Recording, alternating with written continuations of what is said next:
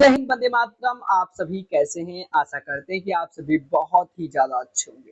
देखिए, आज कार्यकर्ताओं को लेकर लोकसभा में आवाज उठाया गया है और ये आवाज उठाना शायद आपके लिए एक बहुत ही बड़ा सुविधाजनक मुद्दा है। चलिए देखिए, मैं पहले आपको बता दूं। देखिए, आज से पहले भी लोकसभा हो चुका हो, फिर राज्यसभा हो, उसमें आवाज उठाया गया है।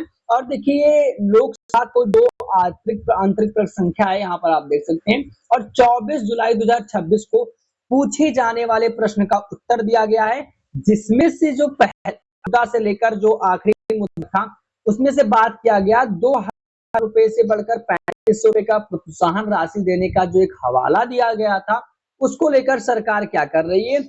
और आपके मानदेय बढ़ोतरी को लेकर भी एक सबसे बड़ा मुद्दा रखा गया।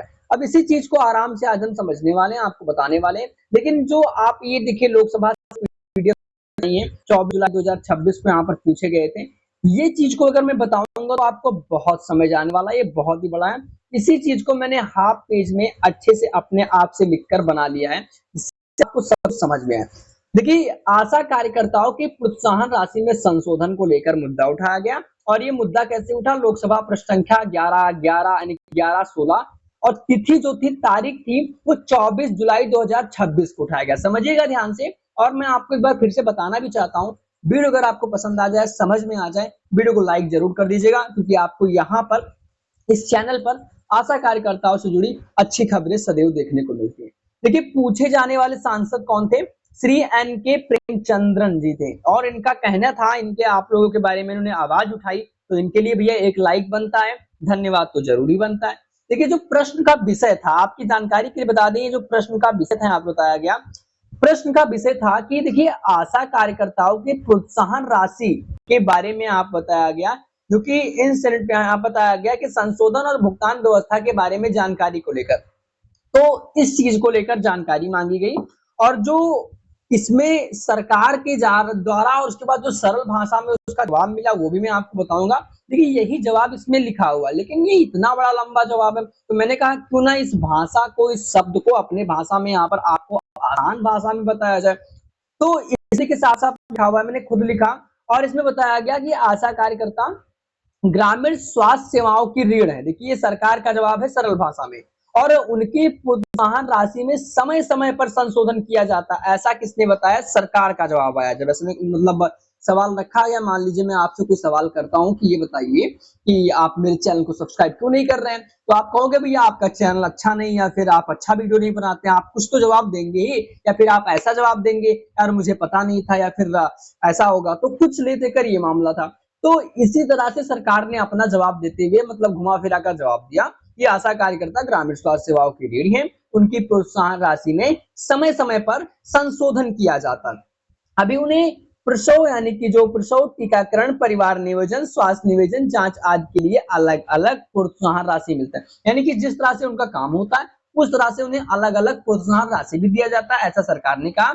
और जो प्रसव कराने पर सम्मान प्रसव पर 600 रुपए, और महिला जो जटिल प्रसव का 3,000 रुपए तक का ऐसा दिया जाता है, ऐसा बताया गया। और इसमें परिवार नियोजन में महिला नसबंदी 150 रुपए और 300 रुपए पुरुष नसबंदी, ऐसा इसमें बताया गया, परिवार नियोजन के अंतर्गत जो आता है। और करीबन 100 से 200 रुपए अन्य साधनों पर भी 100 से 200 रुपए तक मिल जाता है। ये सरल शब्दों में मैंने आपको बता दिया। ये सब शब्द जो थे, वो शब्द अलग तरीके से उसे लिखे हुए थे, और मैंने सोचा कि आपको उसे सरल शब्दों में अच्छे से बताया जाए। तो कुल मिलाकर इसमें जो परिवार नियोजन सिस्टम है, तो मतलब उसको लेकर भी यहाँ पर आशा कार्यकर्ताओं को अलग सुविधाएं दी जाती हैं। और जो गर्भवती महिला की एएनसी जांच, टीकाकरण और इसके साथ साथ संस्थागत प्रसव के लिए भी प्रोत्साहन राशि दिया जाता है। और वहीं वर्ष 2018 में उनका मानदेय बढ़कर प्रतिमाह 2,000 किया गया था, जिससे 1,000 केंद्र और 1,000 राज्य सरकार देती है। यानी कि 1,000 केंद्र देती है, 1,000 राज्य सरकार देती है। कहने का तात्पर्य था कि आशा कार्यकर्ताओं के जिम्मेदार न केवल केंद्र के पास है, राज्य केंद्र दोनों के पास है। अब इसमें और बताया गया कि 60 वर्ष की आयु के बाद मानदेय 3,000 रुपए प्रतिमाह, और पीएम और राज्य दोनों के हिस्सेदारों के साथ। और इसमें बताया गया देश भर में आशा कार्यकर्ताओं के लिए प्रोत्साहन राशि भी भुगतान नियमित रूप से किया जाता है। अब इसमें एक चार्ट मैंने बनाया, जिसमें से पिछले 3 वर्षों में केंद्र द्वारा जारी की गई राशि करोड़ में यहाँ पर बताया गया। क्रम संख्या 1 यहाँ पर 2023-2024 में 189.15 करोड़ रुपए था।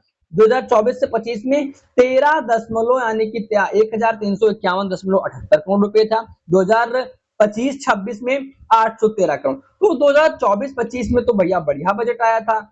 26 में गप से बजटे खा गया कहीं, ये वाला सिस्टम हो गया। अगर हम बात करें 2023-24 में केंद्र राज्य और राज्य सरकार दोनों मिलाकर देती है, तो उसका जो राशि लाख में है तो करीबन 6,819.57 लाख में ये बताया गया, और ये लाख में ये करोड़ में था तो 189.15 करोड़ रुपए था। 1351.78 करोड़ रुपए था। 813.16 करोड़ रुपए था। कुल मिलाकर 6,819.57 लाख रुपए, 8,533.51 लाख रुपए, 8,364.52 लाख रुपए। तो कुछ इस तरह से ऐसा बताया कि हम देते हैं आशा कार्यकर्ताओं को जिम्मा देते हैं, और इसमें निष्कर्ष ये निकल कर आया कि सरकार आशा कार्यकर्ताओं को मिलने वाले प्रोत्साहन राशि को समय समय पर बढ़ा रही है ताकि उन्हें बेहतर मानदेय मिले और ग्रामीण स्वास्थ्य सेवाओं में अच्छे काम कर सके। भुगतान की प्रणाली पूरी तरह से ऑनलाइन और पारदर्शी तरीके से चलाई जा रही है। कुल मिलाकर सरकार ने तीखे तीखे बातों से लंबे लंबे सवाल दिए, आपको भटकाकर ये मामला खत्म कर दिया। ये मामला क्या कर दिया? खत्म कर दिया, और यही बताया कि हम ऐसा सिस्टम देते हैं, ऐसा लाभ देते हैं। कुल मिलाकर जो आशा कार्यकर्ता है, आशा बहन है, आशा कार्यकर्ताओं को लेकर जो आशा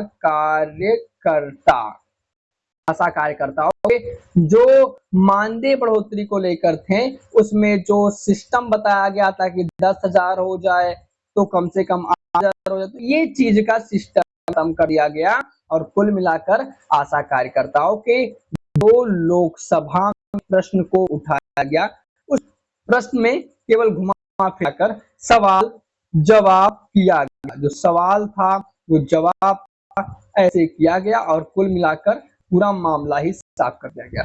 तो ये मानकर चलिए कि आशा कार्यकर्ताओं को इसी तरह से सिस्टम बताया जाता है और उसके बाद कुछ नहीं हो पाता है। अब इसके बारे में आप क्या कहना चाहेंगे? कमेंट खुला हुआ है। जो मैंने यहाँ पर लिख के बताया वही चीज यहाँ पर बताया गया। जैसे कि इसमें बताया गया व्यापक गर्भपात देखभाल तहत के स्वास्थ्य सुविधा केंद्र राज्य। तो ये शब्द जो थे थोड़े कठोर शब्द थे। इसी शब्द को जो मेन पॉइंट था मैंने इसे निकाल लिया और मैंने आपको बता दिया आसान भाषा में। तो ये 24 जुलाई को 2026 को पूछे जाने वाले प्रश्न थे। प्रश्न भी आपको दिखा दें कि मिशन स्टीयरिंग ग्रुप ने 4 मार्च 2025 को आयोजित अपनी बैठक में आशा कार्यकर्ताओं के प्रोत्साहन राशि में समीक्षा की मंजूरी दी। यदि हाँ तो तत्संबंधी ब्यौरा मांगा गया था। क्या आशा कार्यकर्ताओं के प्रोत्साहन राशि में समीक्षा संबंध में मिशन स्टीयरिंग ग्रुप के निर्णय को लागू कर दिया गया है? यदि हाँ तो तत्संबंधी ब्यौरा क्या है, उसके बारे में कारण क्या है? क्या सरकार 4 मार्च 2025 को मिशन स्टीयरिंग ग्रुप द्वारा की गई सिफारिशों के अनुसार आशा कार्यकर्ताओं के कार्य क्रियाकलाप आधारित प्रोत्साहन राशि में 2,000 रुपए से 3,500 रुपए करने की वृद्धि की गई, विचार मांगा गया। तो यही सब खबर थी, और ये इसका जवाब मैंने जो बताया, जो जवाब दिया गया वो मैंने आपको बता दिया। जानकारी ये थी। अगर आपको वीडियो पसंद आया, हाथ जोड़कर रिक्वेस्ट करते हैं वीडियो लाइक कर देना, और चैनल पर भैया सब्सक्राइब कर लेना, क्योंकि आपको यहाँ पर अपडेट से पहले मिलेगी। तब तक के लिए जय हिंद, वंदे मातरम।